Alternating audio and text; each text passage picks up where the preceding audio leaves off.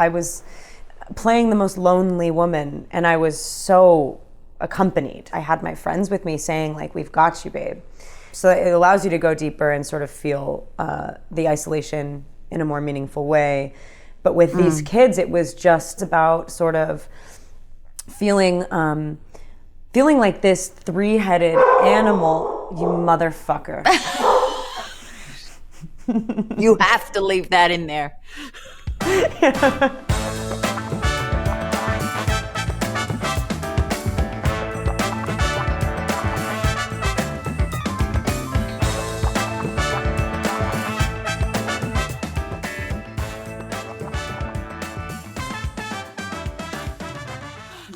Okay, wait. Right before we jump in, hey, Dylan, are you going to feed that cat? Is she meowing?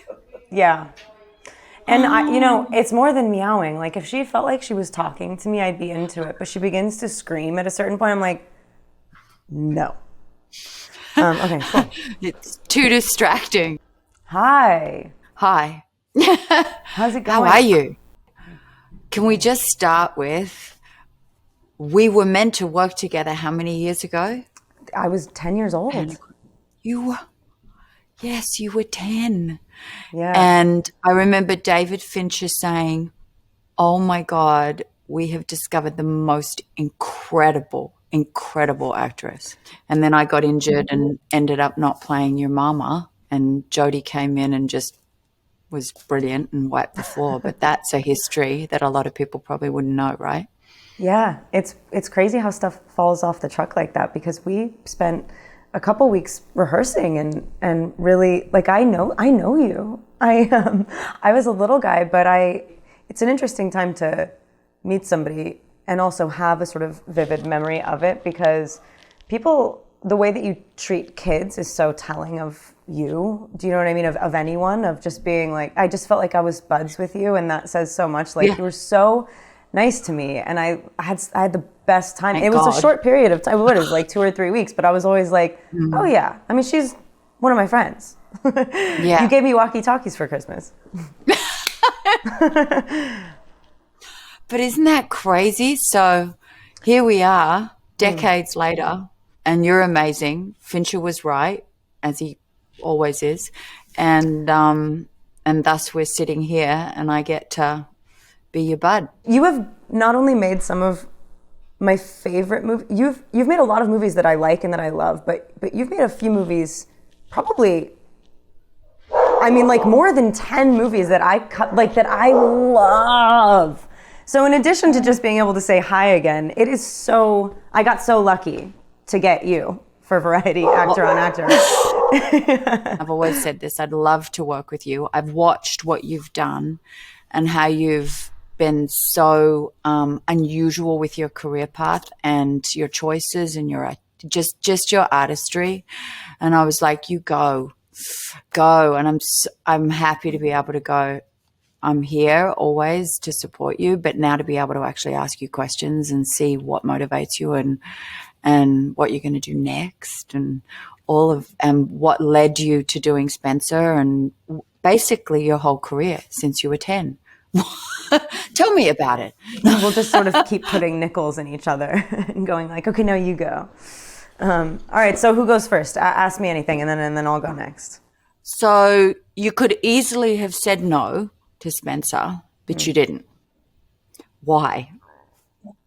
There are so many different ways to answer that, and I think the most straight up, sort of honest thing to say is that it felt right, and that's probably the least interesting way of going about it. But when you start trying to rationalize your instincts, it's hard to make decisions. And this was not something that I overthought, because as soon as you start picking this one apart, it's like very easy to find reasons to not do it. I guess maybe the biggest one being that there's no reason to try and educate people on something that they already know, and something that is different for everyone. I feel like her sort of shadow, like the way that Pablo Larraín had presented the idea to me, was that we were going to kind of try and attempt to get to know a version of her through like a really selfish path, like a really sort of desire-based path, and shove it into 3 days and sort of liberate the idea of this woman, but not really try and get it right. And so he was like, you can't get it wrong. Like you can't mess this up, basically. And he was right. Yeah. I mean, when you look at that person, she's the only royal figure that is a touchable person. Like, she is not untouchable. She is touchable. She is so available. And so she's almost begging for you to make a movie about her. It seems they're circling just me. Not you. Just me. Perhaps it's because I always take care to close my curtains.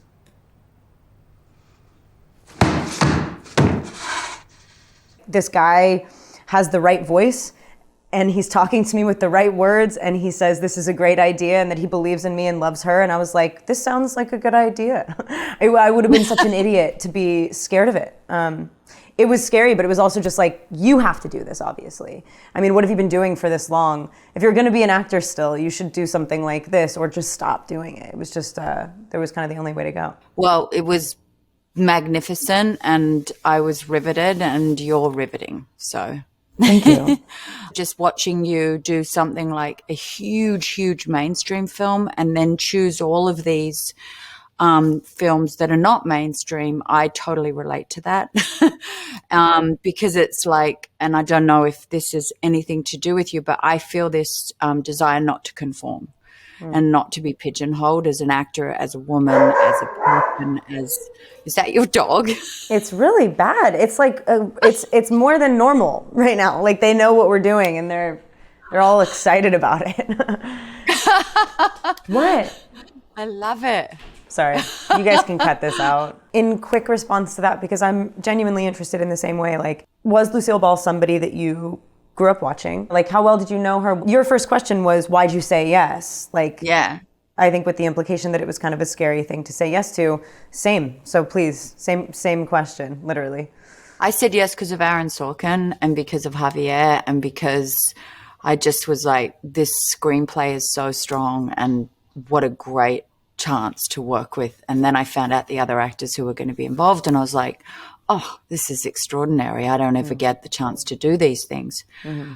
I knew Lucy and the I Love Lucy show, but when I read the script, I had no idea of her story and her journey. And that was fascinating to me because I related to parts of it. I felt very like I could understand her. And at the same time, I was just really game to give it a go. And then sort of the flood of fear, I suppose, kind of came in and I went, oh no, what have I done? Which I do a lot in my life. And then I just sort of push on through. But I do have a lot of moments which are like, yikes, what have I done? What was I thinking? And then I just put one foot in front of the other kind of. But I did rely heavily on Aaron at some points because Javier and I would Zoom together because we were rehearsing that way. And we'd be like, we were no help to each other because we'd freak each other out. Mm-hmm. And so at one point we were advocating for pushing the film off because it was during a pandemic and we were like, we need more time. We've got to prepare. And Aaron was just like, listen, you can do this. Now's the time and just go for it. Mm-hmm. And I think once we allowed that to just wash over us and just, which has basically been my whole career, is just the same thing you said, don't overthink things. Mm-hmm. So, I fell in love with her. I fell completely in love with her just because she was so smart and she would take things on and she was anxious and vulnerable and all of these things, but she channeled it into her work and she had an abundance of talent. And then she had this great kind of complicated relationship with this man that was, very complicated, but ultimately very protective of her and understood her. And that's fascinating to me. I love partnerships where you see maybe they don't work out, but they're worth it. After a moment, the door opens and Ricky enters. Lucy doesn't hear him. Ricky tiptoes in back of her. Ricky puts... Why not? Sorry? I mean, sure, we happen to have met each other many years ago, but I also have kind of like grown up just being like, I know this woman. And those are my favorite performers. How have you made your I don't choices? know myself, so I'm glad you know me. But, well, it's my version. I might not be correct, but I still have that. You know what I mean? Like, so like, how do you, have you, because you've been choosing such cool movies forever, just from jump. How have you done that? Has it been something that you've had to make a concerted effort in carving your own path and not necessarily doing things that are expected? Or what do you think? Because like I do bigger movies and smaller movies with no concern about like the result. It's really more about the experience. Exactly the same. Yeah, exactly the same. Like the experience for me, that's what we live and die with ultimately, right? So the people that you choose to align with, I'm just fascinated in human beings. I'm fascinated in what it means to be alive. I'm fascinated in what it means to die. I'm fascinated in all of the big philosophical questions that orbit around us. So therefore, I primarily seek out filmmakers that are delving into that. I've circled things that are lighter fare, and that's been fun too. Like Moulin Rouge, I actually consider it was so difficult, but I wanted to do a love story. I really wanted to do a love story. So I was like begging. I didn't know it would come in the form of a musical that was so out there at the time, but I was kind of putting it out there going, please at some point let me creatively do a love story. I watched that movie in the theater with my mom and was, I was just so obsessed with that movie. It was so effective, let me tell you. Like, I think what I was like, I don't know. I was just preteen, and I was like, the love story really was, it's one of the best. Like, and I'm not hugely into musicals per se. They're not something that I'm like super, I don't know, I haven't seen all the classics, but I knew every single word of that one track that was incredibly long.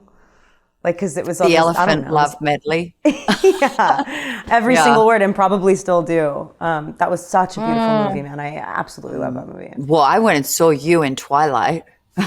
We sat in Nashville in the theater. Oh, yeah? What do you think of that?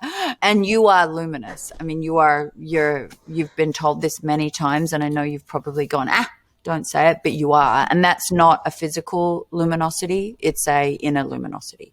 And I think that's something that you can't cultivate. You're born with that. It's the charisma. The experience that you're having versus what you gather everyone else is necessarily experiencing on the outside of your body. When I was doing that movie, I started when I was 17, and I was just a little inside out person. I was walking around with all my blood just on the outside of my body. It's just a trippy time to be doing such a thing in a literal way, you know? So the directors that you're drawn to, why are you drawn to them? And why were you drawn to Pablo? So it starts off with the work that they've made, obviously, but I'm so open to working with artists that don't necessarily have a library of work to convince you. Sometimes it is the temperature in a room, and it is literally the tone of their voice. And that doesn't always land, but it's definitely worth jumping towards people that you feel like you can sort of, tap into something with. And David Cronenberg, did you work with him? Or are you about to work with him? Or is that fallacy? What is... Yeah, just did actually. Well, I guess, yeah. You did? Yeah, that's finished, yeah. Crazy. I love him.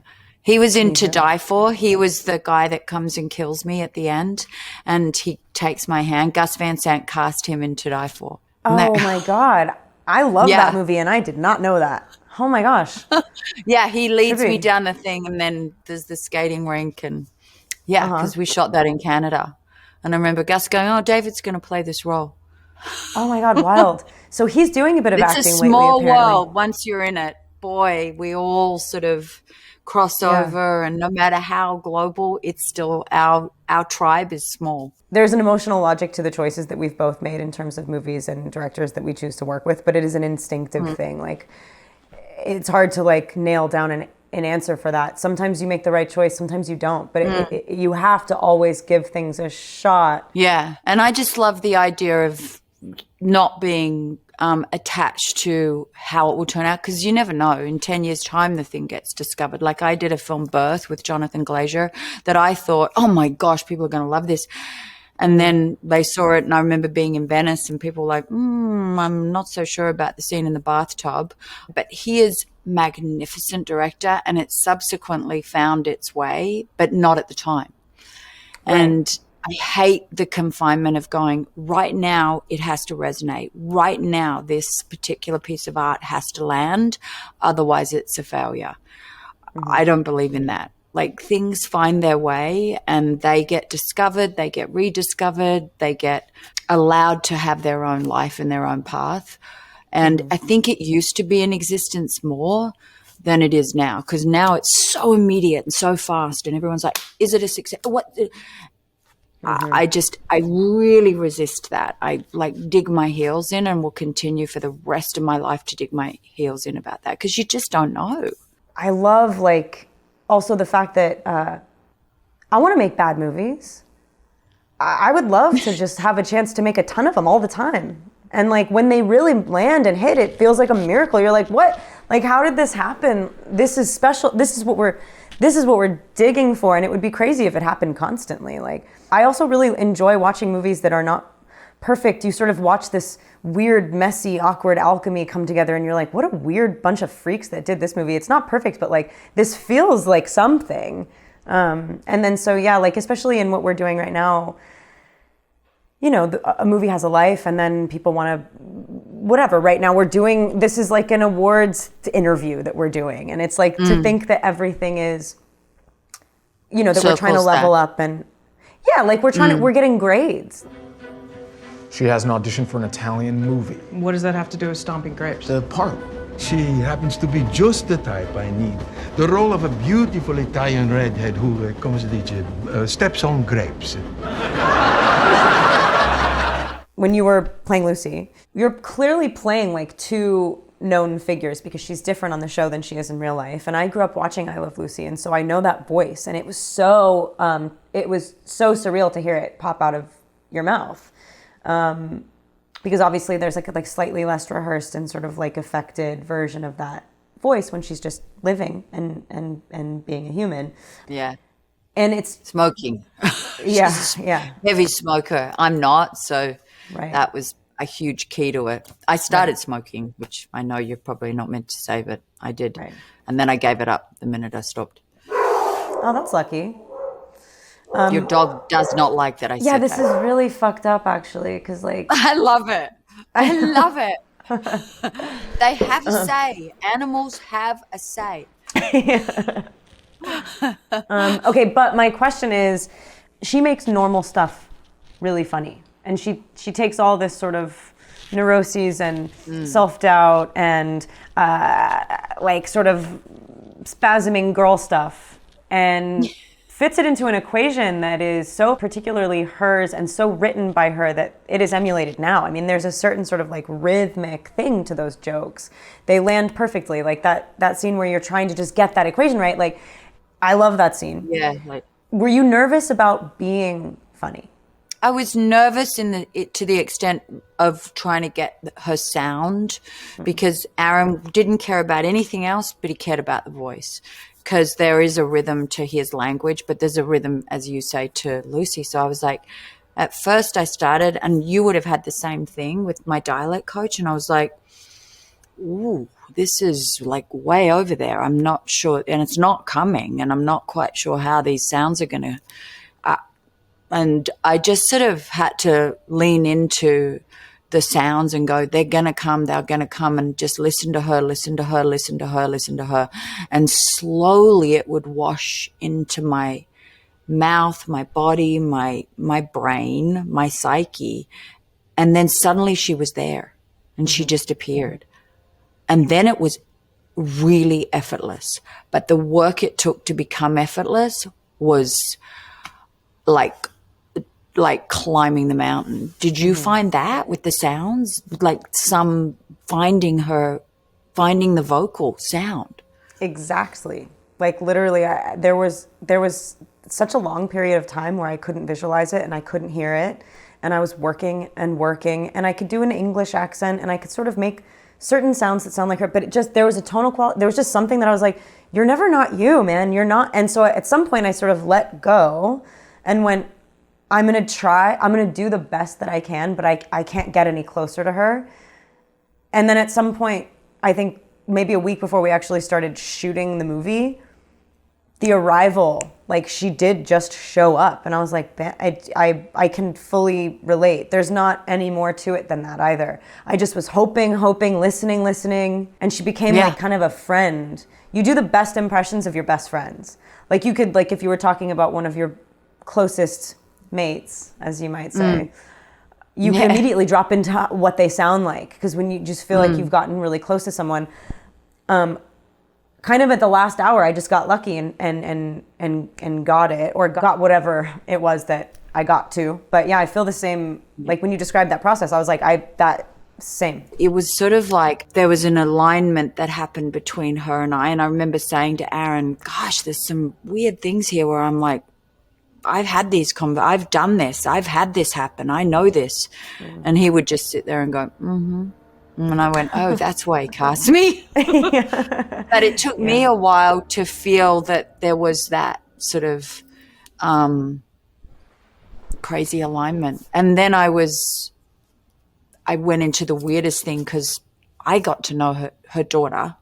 So her daughter came to the set. I'm dressed as her mother, and I'm looking at her, and I'm suddenly going, Lucy, and I felt like I was her mother. It was so weird. The whole thing, totally weird. She was sort of really on my side going, you can do this, you can do this. And when she came to the set, I'm standing there dressed up as her mother, talking to her, having just done the scene actually where I'm advocating for her father, Desi, to get the role on the show with all the men at the table. And I'm looking over at her going, yeah. And she's like, but it was just interesting because Aaron was like, I don't think you want Lucy to come to the set, Lucy Arnaz. And I'm like, yeah, no, I have to have her on the set. So she has to come because I'm playing her mom and I want to take care of her. So it was just a very weird thing, but I desperately needed her approval. And I needed her to, because she's also a producer on the show.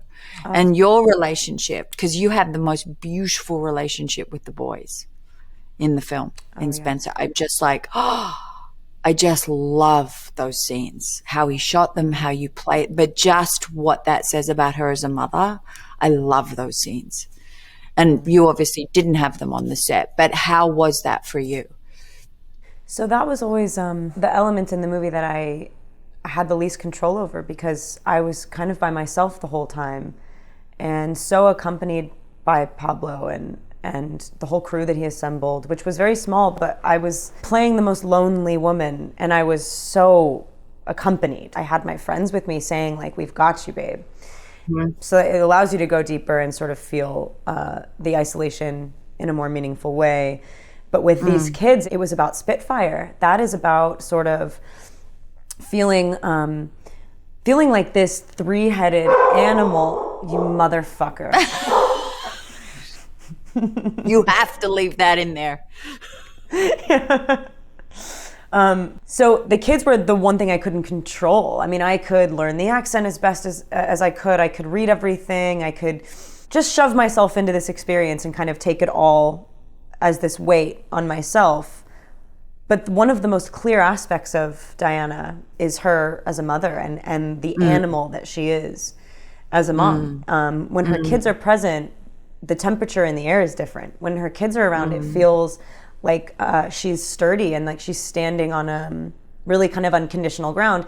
And anytime they're not around, I feel like you're not sure. I don't know, like she's precarious. There's a sort of drifty, sometimes beautiful driftiness, but then sometimes really scary, like breakable thing going on. But when her kids are around, it just always felt like she was able to create a little world for them. And it looks fun. And it just makes complete sense, sort of how they've grown up so positively and function in a way that I feel represents serious strength, even though I don't know them at all and never probably will. Pablo was really obsessed with us all getting really close, and we just got lucky. We really liked each other.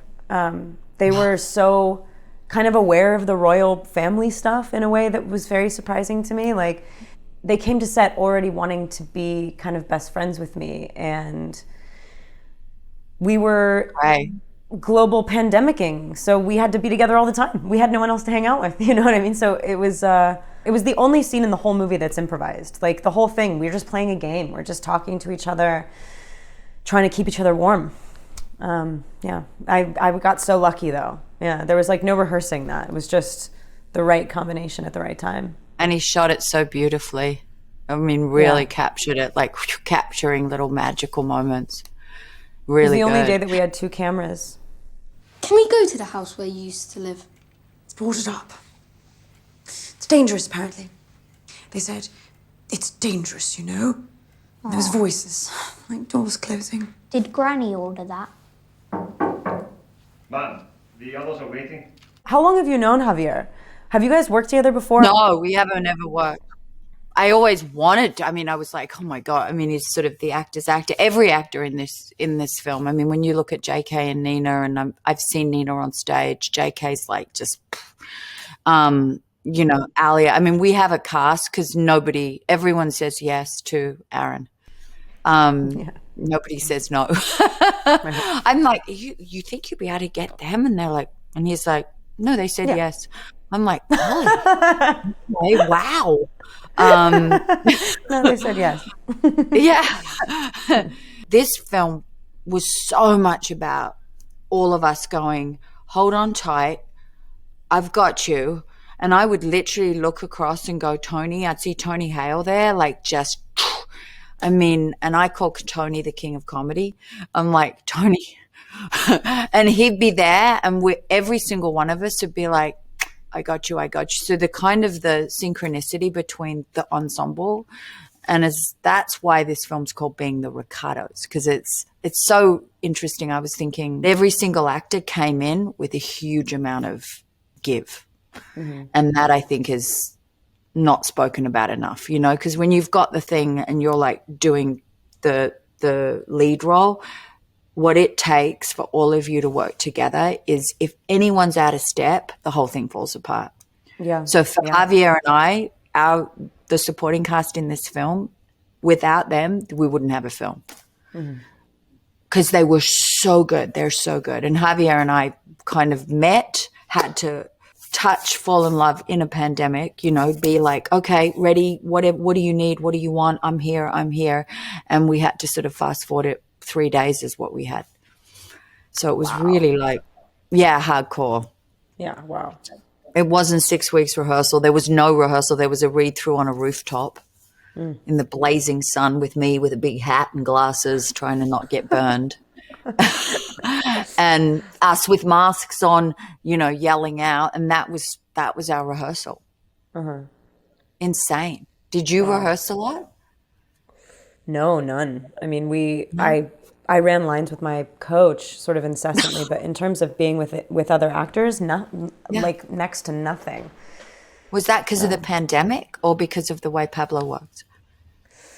Pablo doesn't like to get things up on their feet, but we spoke a lot, but we didn't speak with the other actors. The script was written sort of so simply and so precisely. It's not full of a lot of dialogue, and the dialogue itself is sometimes a little dreamy and very poetic. So if you start to mess with it, it falls apart. Like there's a lot of double entendres. There's a lot of things that feel like a little bit repetitive because they don't stop fucking being said. And you're like, stop saying that. And so it kind of needs to just be exactly the script.